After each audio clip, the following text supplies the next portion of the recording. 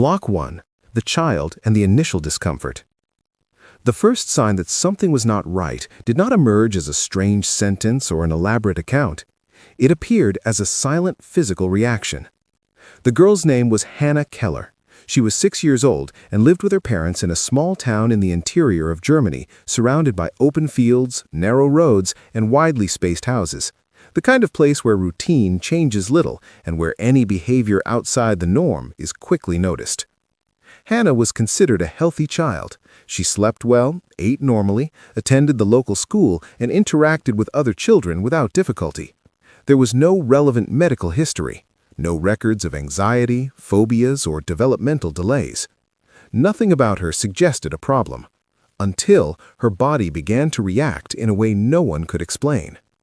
In ordinary moments of the day, with no apparent physical effort, Hannah would simply stop. She did not fall, she did not ask for help. She interrupted her movement, sat on the ground, and remained there for a few seconds, breathing in a controlled way. When adults asked if she was tired, the answer was brief. A little. But the tone did not match childhood fatigue. It was not exhaustion after playing, it was restraint. On colder days, even inside the house, Hannah crossed her arms tightly and hunched her shoulders.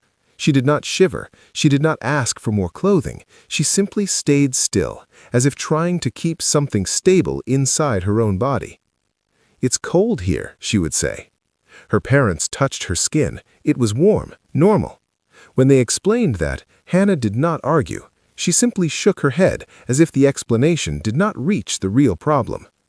Another detail began to repeat frequently: breathing.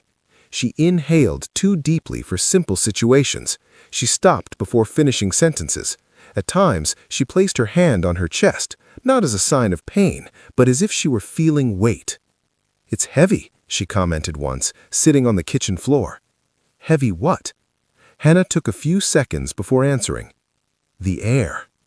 The sentence was said without fear, without surprise, without dramatization. Her mother tried to interpret it as anxiety. She asked Hannah to sit down, drink water, breathe deeply. Hannah complied, but soon shook her head. It doesn't help.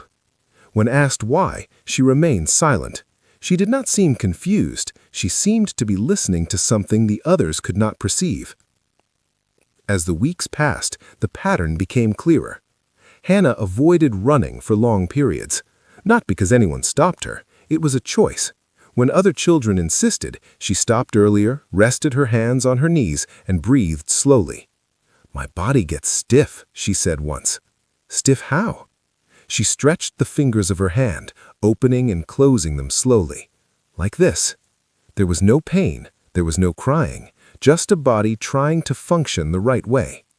Another behavior began to draw attention: her relationship with the ground. Hannah preferred firm surfaces. She sat on cold floors, avoided thick rugs and cushions. When barefoot, she pressed her feet firmly against the ground, as if she needed to feel resistance. "The ground here is soft," she commented. That made no sense. The floor in the house had not changed.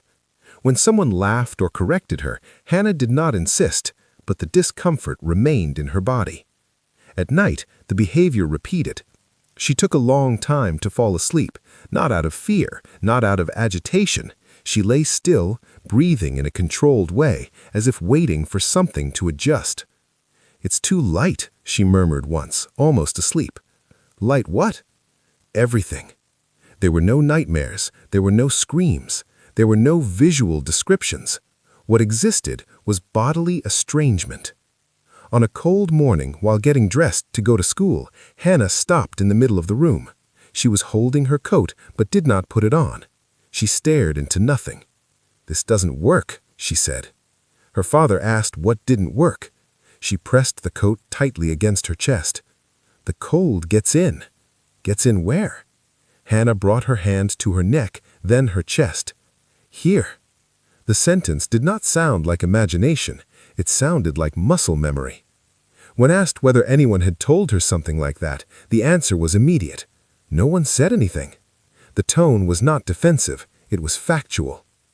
Over time, spontaneous comparisons appeared. "It's too noisy here," she said one day in the middle of the living room. "Noisy how?" She closed her eyes for a moment. "Everything keeps hitting inside." She did not explain further. On another occasion, while observing the gray sky typical of the region, she commented, "Today it's more similar." "Similar to what?" Hannah thought before answering. "To before." "Before when?" She shrugged. "Before I was born here." The sentence was said as if correcting a detail, not as if revealing something important. The adults exchanged glances, no immediate reaction. When someone asked where that before was, Hannah did not answer right away. She sat on the floor, crossed her legs, and remained silent. After a few seconds, she spoke softly. "It wasn't here." That was the first clear separation between this body in that small German town and what came before. No story was told, no place was named, only the certainty that Hannah's body had already learned to live under conditions that did not exist there. The name of that place had not yet appeared, no clear images, no explanation. There was only the body reacting to something that no longer existed. And that raised an inevitable question. If that discomfort did not come from the present, where did it come from? Before moving on, a pause is worth it.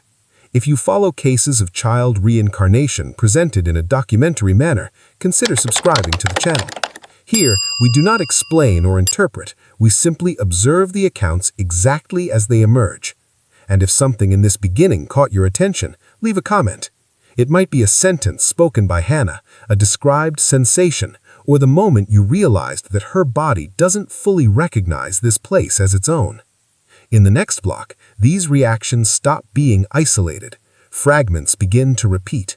The body begins to recognize an environment, still nameless, still without a clear form. That is when the first impossible memories begin to appear. Block 2. The first impossible memories. The reactions did not fade with time. They began to repeat in an organized way. They no longer appeared only at random moments of the day. They started to surface whenever the girl was exposed to specific conditions, especially when the environment changed, or when her body was required to adapt quickly. In open spaces, she slowed down without noticing it herself, not out of insecurity, out of calculation. On a simple walk, she adjusted her pace almost immediately, shortening her steps and distributing her weight with deliberate care. Her posture remained contained, controlled, as if her body were following a rule that no one else could see. "Here you can go fast," she commented casually. "Before, you couldn't." "Before when?" She took a few seconds to answer, her gaze fixed somewhere ahead. "Before I was here." The phrasing was subtle, but it marked a shift. The statements were no longer isolated. They were beginning to connect. Inside the house, the same pattern emerged. Whenever she needed to cross a larger room, she did so with unusually short steps. Her arms stayed close to her torso, her shoulders remained slightly raised. Nothing about it looked dramatic, it looked automatic. "Like this is better," she said once, adjusting her posture on her own. "Better how?" She placed a hand lightly against her chest and breathed in slowly. "The air doesn't come in all at once." The adults watched in silence. There was no performance, no exaggeration. It was a bodily correction executed without reflection. This was when the first memories began to reveal themselves, not as stories, but as recognitions. She did not say, "I saw." She said, "It was like this." The ground returned to the conversation now with consistency. "It didn't change," she explained one afternoon, pressing her foot firmly against the floor. "Here it changes." "Changes how?" She stepped onto the rug, then back onto the cold tile. "Here it sinks. There it didn't." When someone suggested it might simply be a sensory preference, she shook her head. "It's not liking it, it's knowing." That distinction mattered to her. The tone made it clear that she was not expressing taste or opinion, but certainty. Cold gained a new layer of meaning. It was no longer just temperature. Here, the cold goes away. she said one morning. There it stayed. Stayed where? She ran her hand along her arm, then across her torso. Everywhere. She did not describe discomfort or suffering. She described permanence. One morning, as she stepped outside and felt the wind hit her face, she stopped abruptly. She stood still for a few seconds, breathing shallowly. Here it gets in fast. Gets in what? The air. She inhaled deeply, as if testing a mechanism. There, it took longer. This comparison repeated itself on other days, always tied to breathing. She began to avoid deep inhalations unless necessary. Her breathing became economical, controlled. Here you can spend it, she said once. There you couldn't. Spend what? She answered without looking up. Breath. The memories started to appear without any direct prompting. They were not answers to questions. They were observations that surfaced in the middle of ordinary activities. While watching other children running, she remarked, "Here, the body can handle it." Handle what? Moving. At another moment, "Here, there's too much sound." Sound of what? She closed her eyes briefly. Everything makes noise. When asked whether it had been silent before, she corrected them. It wasn't silence, it was still. That word began to repeat. Still. Still air. Still sound. A body that became still when it needed to. There were no detailed visual descriptions. The memories always arrived accompanied by physical response. While drawing, for example, she pressed the pencil down with excessive force. The line darkened, almost tearing the paper. She stopped, loosened her grip, then tightened it again. "Here it slips," she commented. Slips what? She squeezed her fingers together. The strength. When someone suggested she relax her hand, she tried, but quickly returned to pressing hard. It doesn't stay. Stay what? The right way. The sky began to appear more often in her comments, always indirectly. "Today it's farther," she said, looking upward. Farther how? She raised her arm, then stopped halfway through the motion. There wasn't this. This what? She frowned. Distance. The words seemed insufficient. Her body tried to fill the gap. Another afternoon, watching low clouds move slowly overhead, she said, "Today it's more closed." Closed how? She brought her hands together above her head, reducing the space between them. Like this. The gesture was interrupted abruptly. She dropped her arms and took a deep breath. It feels strange to remember. Strange how? The body wants to do it another way. As days passed, the memories began to suggest routine. She spoke of waking up, of remaining, of waiting. "I stayed," she said one morning, as if stating a fact. Stayed doing what? She thought. Nothing, just staying. That idea of permanence became central. There was no constant movement, no exploration. "You couldn't walk much," she explained. "It gets tiring." Tiring how? She answered simply, "The body gets heavy." This was the first time she described weight as a constant state. "Here it's too light," she added. Too light for what? She answered without hesitation, "To stay like that." The adults began to notice something unsettling. The descriptions carried no emotion. There was no fear, no longing, no nostalgia. There was recognition. When asked whether she missed that place, her answer was immediate. No. Why not? She shrugged. Here is different. Different better or worse? She paused before replying. Just different. At one point, when asked if there were other people there, she replied, "There were people." Who? She hesitated. Those who stayed there. Did they play together? She shook her head.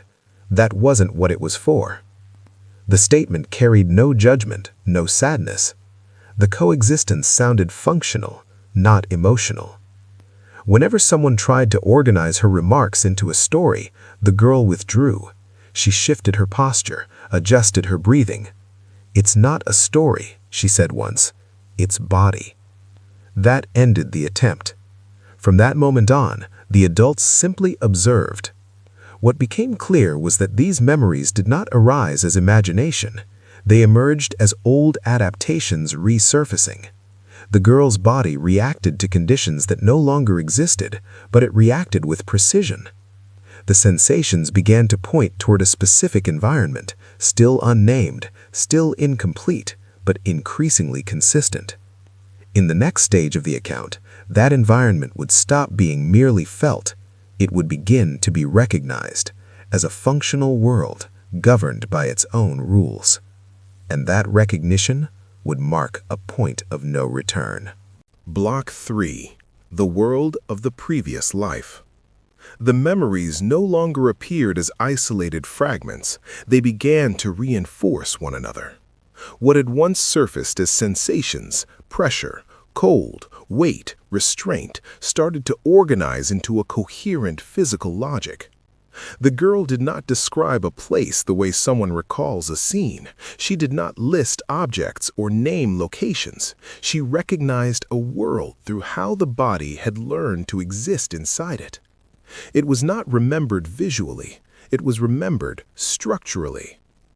As days passed, the adults noticed that her reactions were no longer limited to specific triggers. They were becoming a baseline reference. The girl compared everything around her to something else, something that did not belong to the present. When walking outdoors, she continued to slow her pace instinctively. Even when there was no reason to stop, no obstacle, no crowd, her steps shortened. The movement looked deliberate, economical. "Here, you can move freely," she said once, adjusting her speed. "There, you couldn't." "Why not?" She answered calmly, as if stating a physical rule. "Because the body had limits." That sentence carried weight. It suggested constraint not imposed from outside, but built into the environment itself. Inside the house, the same logic applied. She avoided sudden movements. She rarely jumped. When she sat, she positioned herself carefully, often close to walls or firm surfaces. Sofas and cushions made her uneasy. "This doesn't help," she said once, shifting away from a soft chair. "What doesn't help?" "The body." She preferred the floor, cold, hard, stable. Over time, the ground became one of the most consistent reference points in her descriptions. "There, it didn't change," she explained, tapping the floor with her foot. "No soft, no sinking." She walked across different surfaces to demonstrate: carpet, tile, wood. "Here, it keeps changing," she said. "There, it didn't." The adults began to understand that this was not about comfort, it was about predictability. The body, according to her, depended on consistency to function. The air followed the same logic. She spoke of it often now, no longer as a problem, but as a condition. "There, you had to be careful," she said while breathing shallowly. "Here, you don't." "Careful how?" She placed a hand on her chest. "If you took too much, it didn't work." "Didn't work how?" She paused before answering. The body got heavy. This was the first time she explicitly linked breathing to weight. The implication was subtle but unsettling. Air was not simply sustaining the body, it was something the body had to ration. She began to demonstrate this without realizing it. Her breathing was controlled, shallow, deliberate. When reminded to take deep breaths, she complied briefly, then returned to her previous rhythm. "My body learned another way," she said. "Learned where?" She did not answer. As the days went on, the sky began to appear more clearly in her comparisons, not as a visual feature, but as a spatial boundary. She often looked up, then stopped herself mid-gesture. "Here, it goes away," she said one afternoon, watching clouds move. "There, it stayed." "Stayed where?" She raised her hand above her head, then stopped before extending it fully. "Close," she said. "Close how?" She hesitated. Close enough that you felt it. That statement caused visible discomfort. Her shoulders tensed. She lowered her hand quickly and adjusted her posture. It's hard to remember without doing it, she added. Doing what? She shook her head. The body doesn't like that. The world she was describing was not defined by landmarks. It was defined by limits. No long distances, no sudden changes, no excess movement. Even sound, according to her, followed this pattern. It didn't spread, she said once. It stayed. Sound stayed where? She tapped the side of her head lightly. Here. She did not describe silence, she described containment. There wasn't noise, she clarified, but nothing escaped. The adults noticed that whenever the conversation approached these limits, air, ground, space, sound, the girl's body reacted before her words. She shifted position, shortened her breathing, sometimes fell silent altogether. Yet she continued, as if compelled by something older than intention. She began to speak of time in the same way. There wasn't morning like here, she said one evening. It didn't reset. Reset how? She searched for the word. You didn't start again, you just stayed. Stayed doing what? She answered simply, waiting. Waiting for what? She shrugged. For the body to keep up. This idea returned repeatedly. The world she remembered did not demand action, it demanded endurance. Movement was limited, rest was strategic, stillness was necessary. She mentioned other people more often now, though always indirectly. There were others, she said once. They stayed too. Who were they? She hesitated. Not like friends. Family? She shook her head. No names. The presence of others was functional, not emotional. They existed in proximity, not in relationship. They were there because the place was there, she explained. That was as far as she would go. One afternoon, while watching a group of children playing loudly, she commented, "Here, everyone moves at the same time." "What do you mean?" She gestured towards them. "They don't wait."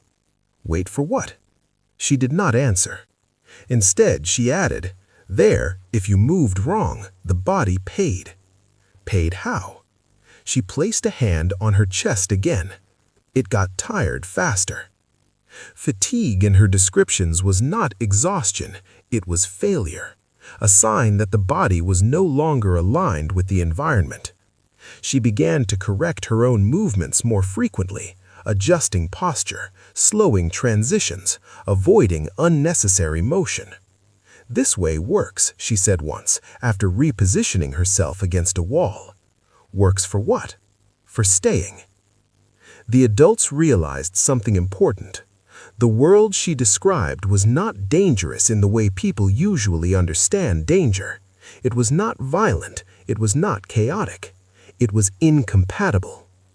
The body had to adapt constantly, and adaptation was the difference between functioning and failing. Whenever asked whether that place was better or worse, she rejected the comparison. It wasn't about that, she said. It was just how it was. When asked if she wanted to go back, her answer was immediate. No. Why not? She thought for a moment. Because this body isn't for that. That sentence drew a clear line. This body, that body. This world, the other. By this point, the adults understood that the girl was no longer describing sensations. She was describing a system. A world governed by physical rules her body still recognized. Yet something was missing. Every time the conversation approached the point where endurance became too much, where the body could no longer adapt, the girl stopped. She changed the subject. She grew quiet. "Not now," she would say. The boundary was consistent, and it was not psychological. It was bodily.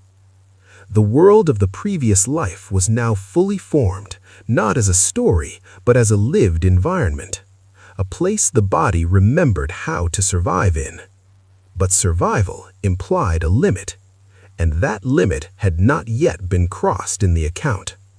That would come next. If you want to continue following cases like this, where children describe memories that do not belong to their current lives, subscribe to the channel. These reports are documented exactly as they emerge, without interpretation or explanation. And if any detail in this block stood out to you, the way the environment functions, the rules the body follows, or the moment you realized this was no longer just sensation, leave a comment. Often it is these details that help reveal what comes next. In the next block, the balance breaks. The environment stops being merely restrictive. The body begins to fail. And adaptations that once allowed survival give way to collapse. Block 4. The collapse of the body. The adaptations that once seemed natural began to fail. The girl's body was no longer merely adjusting to the remembered environment. It started to react as if crossing a known limit. The pauses became longer, the breathing more restrained, the silences more frequent. She began to interrupt simple activities without warning, not out of distraction, out of necessity. On an ordinary morning, while walking through the house, she stopped suddenly. She did not sit down, she did not lean on anything. She simply stood still, feet firm on the floor, breathing shallowly. "Now it doesn't work," she said. "Doesn't work what?" She placed a hand on her chest. "The body can't keep up." The sentence came without hesitation, as something already lived. The episodes began to repeat, always in the same way: sudden interruption, rigid posture, controlled breathing. Then a slow return, as if the body needed to reorganize itself. "Here it passes quickly," she commented once. "There it didn't." "Pass what?" She took time to answer. "The tiredness." Fatigue stopped being something temporary. It became progressive. She began to avoid standing for long periods. She preferred to sit on the floor, with her back supported by something firm. She kept her knees bent, her arms close to her body. "Like this, it lasts longer," she would say. "Lasts what?" "The weight." That weight seemed to come from inside, not from outside. On a quiet afternoon, while watching other children running, she commented, "There, I didn't run." "Why not?" She answered softly. "The body would shut down." "Shut down how?" She closed her eyes for a few seconds, as if feeling something return. It stopped responding. Her breathing began to change in a more visible way. It was no longer just restrained, it became irregular. At times, she inhaled too deeply, as if trying to compensate for something. At other times, she held her breath for several seconds before releasing it slowly. "You have to save it," she said once. "Save what?" "Breath." That economy seemed crucial. She began to show discomfort when speaking for too long. She interrupted sentences midway, took long pauses. "Talking is tiring." "Tiring for the mouth?" She shook her head. "Tiring here." She pointed to her chest. The accounts of the remembered environment took on a new tone. They were no longer merely functional, they became demanding. "If you got it wrong, you got more tired," she said one morning. "Got what wrong?" She lifted her foot slowly, placing it on the ground with extreme care. "The way of standing." That excessive precision began to generate constant tension in her body. Her shoulders remained raised, her neck stiff, her hands often clenched. "My body gets stuck," she said once. "Stuck to what?" She did not answer. Nighttime became more difficult. She took a long time to find a comfortable position to sleep. She turned from side to side, adjusting her body as if searching for a fit that no longer existed. "Here it doesn't work," she murmured. "Doesn't work to sleep?" She nodded. "The body feels loose." "Loose how?" "It doesn't hold." That sensation of lack of support seemed unsettling. One night, she woke up sitting on the bed, breathing shallowly.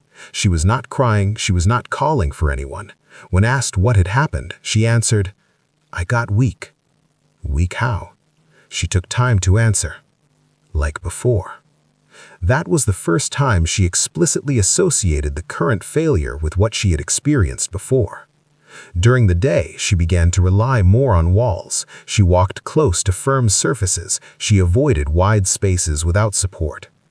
"Here it slips," she commented. Slips what? The body. Fatigue began to accumulate.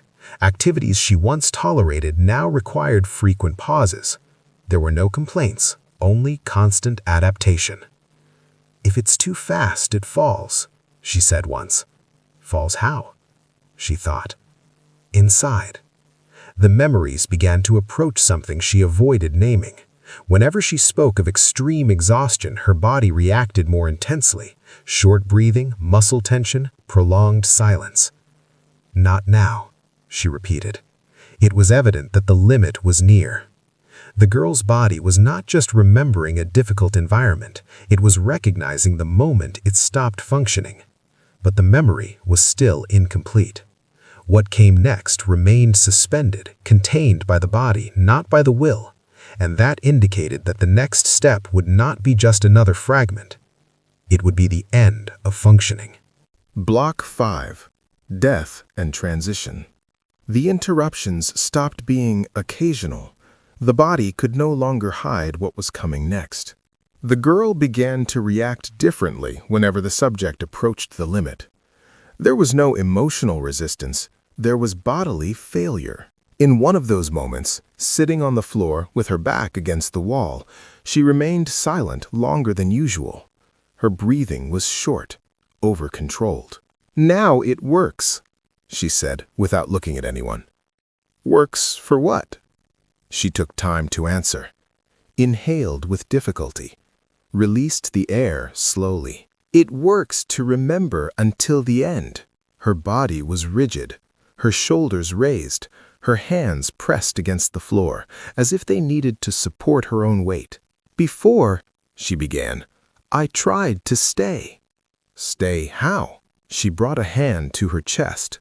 "Functioning." The memory advanced without elaborate images. It advanced as continuous sensation. "The cold didn't leave," she said, "and the body kept getting weaker." She did not describe pain. She described loss. "I breathed less," she continued. "Less and less." Her speech began to be interrupted by long pauses, not from emotion, from physical necessity. "If I pulled in too much air," she stopped, swallowed. "It made me more tired." The body had to choose. "So I pulled little." "How little?" She demonstrated with her mouth, inhaling in a short, shallow way. "Like this." Her posture changed. Her torso leaned slightly forward. Her chin moved closer to her chest, as if the body were trying to reduce space. "I stayed still," she said, "so I wouldn't spend." "Spend what?" "Strength." Strength failed first in the legs. "They wouldn't hold," she explained. "So I sat." "Sat where?" She answered without hesitation. "On the floor." The firm ground was the only support. "Standing," she shook her head. "That didn't work anymore." Her breathing grew even shorter. Words came out in blocks. "The cold came in. The air got heavy. The body got tired on its own." She closed her eyes for a few seconds. When she opened them, her voice was lower. "I knew it wasn't going to get better." "How did you know?" "Because I had already tried everything." "Everything what?" "Staying still, breathing less, waiting." Nothing worked anymore. "The body kept getting slower," she said. "It didn't respond quickly." She raised her hand with difficulty, opened and closed her fingers slowly. "Like this." The gesture was identical to the one from the first accounts. Now it made complete sense. "I felt that." The sentence hung suspended. She took a deep breath with visible effort. That it wasn't possible to stay awake anymore. The loss of consciousness was not described as a sudden blackout. It was described as loosening. The body started letting go, she said. First the legs, then the arms. She rested her head against the wall. Talking was too tiring. The words began to come out as a whisper. I stayed quiet. Quiet why? Because moving made it worse. The cold overcame the little warmth that still existed. I couldn't feel the whole body anymore, she said. Only parts. Which parts? She touched her chest. Here I could still feel. Her breathing failed. It didn't stop all at once. It became incomplete. The air didn't go in right, she explained. And when it did, she paused for a long time. It didn't help. The body could no longer maintain the basic exchange. Did it get dark? Someone asked. She shook her head. No, it got far. Far how? Like I wasn't inside anymore. The sentence came without emotion, just a statement. I tried to breathe one more time, she said. It didn't work. The hand that had been supporting her on the floor slipped slightly. The body stopped holding. Silence filled the space. She took one last breath, short, irregular, and then concluded, her voice low and steady. I died. There was no crying. There was no theatrical reaction. The sentence was spoken like a final period. After that, there was a long pause. The girl's body relaxed slightly, as if something had been released. After I died there, I was born here. There was no description of passage. There was no light. There was no tunnel. The transition was treated as continuity. I died. There was another body, she said. This one works differently. She took a deep breath, this time without effort. Here there's too much air, but the body can handle it. Silence settled again. The account had ended. Nothing more was added. No questions were answered, because there was nothing left to remember. Before closing, a final pause. If you follow accounts of child reincarnation, consider subscribing to the channel. Here, the stories are not dramatized or explained, only recorded as they emerge. And if this account affected you in any way, leave a comment. It can be about the final sentence, about the moment the body began to fail, or simply about how you interpreted this memory. Other cases follow the same pattern. The body remembers before the mind, and each account ends where the body ended.